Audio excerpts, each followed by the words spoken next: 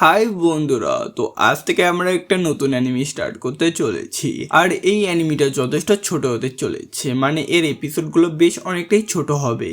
তো এপিসোড একটু ছোটই তোমরা দেখতে পাবে। তো তোমাদের সবার কাছে রিকোয়েস্ট যে ভিডিওটা পুরো শেষ পর্যন্ত ওয়াচ করো আর প্রথম এপিসোড ওয়াচ করো। আর তারপর তোমরা কমেন্ট সেকশনে জানিও যে আমার এটাকে কন্টিনিউ করা উচিত নাকি উচিত না।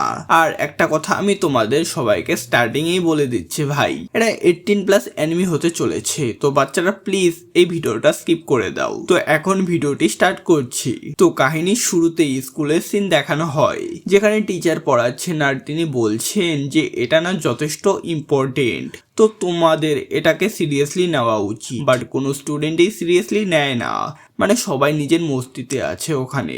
আর বাচ্চারাও নিজেদের মধ্যে কথা বলছে যে সত্যি ভাই কি পাগলামি, শুধু এখানে লিখতে হয় আর কিছুই হয় না একরকম ভাবে। আর এরপরেই টিচার বলেন যে প্লিজ তোমরা আমার কথা শোনো, মানে আমি তোমাদের কিছু বোঝানোর চেষ্টা করছি, কিন্তু কেউ এর উপর ধ্যান দেয় না। আর এরপরেই ওখানে একটা মেয়ে দাঁড়িয়ে পড়ে আর সে বলতে লাগে যে এরকম মজা করা বন্ধ করুন, আপনিও বুঝতে পারছেন যে এখানে সবাই আপনাকে ইনসাল্ট করছে। আর টিচারও খুব ঘাবড়ে গিয়ে বলতে থাকে যে না না, আমার তো এরকম কিছু মনে হচ্ছে না। আর ওই মেয়েটি বলতে লাগে যে আপনাকে দেখে এটা তো একদম পরিষ্কার বোঝা যাচ্ছে যে আমাকে ফিউচারে কি করা উচিত না, মানে টিচার তো একদমই হব না কখনো ফিউচারে, মানে বিশেষ করে আপনার মতো তো একদমই হব না আমি। আর টিচারও বলতে থাকে যে তুমি জানো টিচার জব না সত্যি খুব ভালো হয় একদিক দিয়ে দেখতে গেলে। আর এরপর টিচারকে একটা রুমে দেখানো হয়, মানে স্টাফ রুম, আর আরামে বসে ভাবছেন যে সত্যি কি মজা এটা, মানে প্রথমত 1 মিনিটেরও ব্রেক পাওয়া যায় না, সারাক্ষণ কাজ করতে হয়। আর তারপর স্টুডেন্টদের থেকেও আমাকে অনেক উল্টোপাল্টা কথা শুনতে হয়। আর সত্যি বলতে আমি এখন এইসব থেকে বিরক্ত হয়ে গেছি। আর এরপরেই বলে যে চলো ফাইনালি এখন বাড়ি যাওয়ার টাইম তো হয়ে গেছে। আর এরপর উনি ওখান থেকে লগ লাগিয়ে যাচ্ছিলেন আর ভাবছেন যে সত্যি আমি শেষমেশ টিচার কেন হলাম, মানে রিগ্রেট করছিলেন।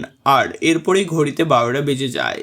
আর এরপর হঠাৎ করে ওখানে কিছু একটা হতে লাগে আর ফাইনালি ভাই টিচারের নাম জানা যায়। টিচারটির নাম হলো সাসাকি, এবং এর কাছে হঠাৎ করে আওয়াজ আসতে লাগে যে তোমাকে স্বাগতম গিল্টি প্লেসে।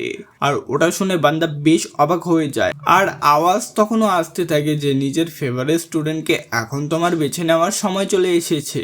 আর ওর কাছে অপশন আসে শেষমেশ তোমার কোন মেয়েটিকে আজ সব থেকে বেশি ভালো লেগেছে। আর বান্দার মনে হচ্ছিল যে এখনো ও কোনো স্বপ্ন দেখছে, আর শেষমেশ এটা কি ধরনের স্বপ্ন। আর ও ভাবে যে এটা কি একটা ড্রিম, আর ও ইয়েলো চুলওয়ালা মেয়েটিকে ওখানে চুজ করে। এরপর ওর কাছে নোটিফিকেশন আসে যে ধন্যবাদ আপনার সিলেকশনের জন্য।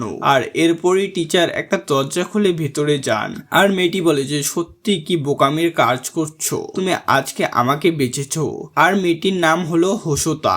আর টিচার বলতে থাকেন যে শেষমেশ হোসো তুমি এখানে কি করছো। আর মেয়েটি বলতে লাগে যে আমি কি করছি, মানে তুমি তো আমাকে এখানে ডেকেছো না, তুমি তো আমাকে চুজ করেছো। আর টিচারও ভাবতে থাকেন যে শেষমেশ এখানে কি চলছে, মানে স্বপ্ন নাকি অন্য কিছু।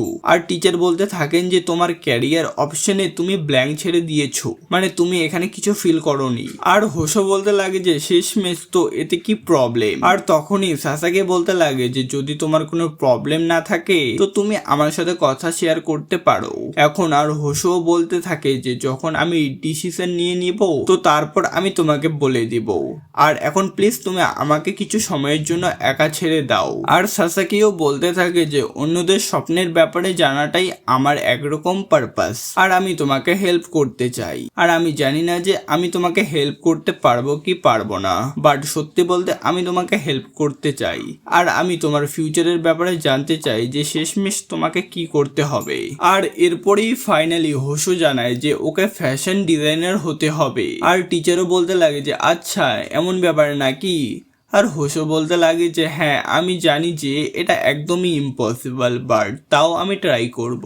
আর এই কারণেই আমি তোমাকে কিছুই বলছিলাম না। আর এখন হোসো বেশ খুশি হয়ে গিয়েছিল, মানে সাসাকি।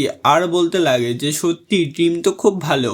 আরও জানায় যে সত্যি বলতে তুমি না বেশ স্টাইলিশ আর অনেক কিউটও। আরও বলতে লাগে, মানে সাসাকি বলতে লাগে যে আমি তোমাকে এখন থেকেই দেখতে পাচ্ছি যে তুমি কিভাবে র্যাম্প ওয়াক করছো, আর সত্যি তুমি ফিউচারে গিয়ে অনেক কামাল করবে। আর তখনই হোসো বলতে লাগে যে মডেল আর ডিজাইনারের মধ্যে অনেক পার্থক্য থাকে, ডিজাইনারের অনেক পিছনে থেকে যায়। আর টিচার বলে যে আচ্ছা আমাকে মাফ করো, আমি এই ব্যাপারে ভালো করে জানতাম না।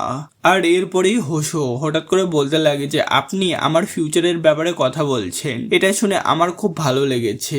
আর এখন আমরা ওইসব জিনিস করতে পারি, আর আপনাকে একদম পিছিয়ে থাকার দরকার নেই। আর ভাই টিচার মনে মনে ভাবছে যে আমি এমনটা করতে পারি না। আর এরপর দুজনেই ফাইনালি ওখানে কিস করে। আর এরপর ফাইনালি ওদের প্রোগ্রাম স্টার্ট হয়। আর হোসোর স্টার্টিং এ অতটা মজা লাগছিল না। আর এরপর ওদের রাউন্ড 2 স্টার্ট হয়। আর মোটামুটি কথা বলতে গেলে ওখানে একটু একটু হোসোর মজা লাগছিল। আর টিচারের তো এখনো পর্যন্ত এটাই মনে হচ্ছিল যে উনি একটা স্বপ্ন দেখছেন আর এটা চোখ খুললেই শেষ হয়ে যাবে। আর ফাইনালি ওদের প্রোগ্রাম একরকম শেষ হয়ে যায়। আর হোসোর খুব ভালো লাগে আর ও অনেক প্রশংসা করে। আর এরপর টিচারের চোখ খুলে আর উনি নিজের ক্লাসে বসেছিলেন, মানে স্টাফ রুমে। আর উনি ভাবতে থাকেন যে কোনো অপশন ফিল করতে সত্যি কতটা খাটনি লাগে, আর সত্যি কি অদ্ভুত স্বপ্ন ছিল আমার। আর এরপর তখনই আমাদের হোসোর ওই ফর্মটা দেখানো হয়। আর ওটাতে ফ্যাশন ডিজাইনার লেখা হয়ে গিয়েছিল। মানে ভাই এটা দেখে টিচারও বেশ অবাক হয়ে যান আর ভাবেন যে এটা কোনো স্বপ্ন ছিল না। মানে আর এরই সাথে এখানেই এপিসোডটি শেষ হয়। তো তোমরা কমেন্ট সেকশনে জানাও যে তোমাদের আজকের এপিসোডটি কেমন লাগলো, আর লাইক শেয়ার কমেন্ট করা ভুলবে না।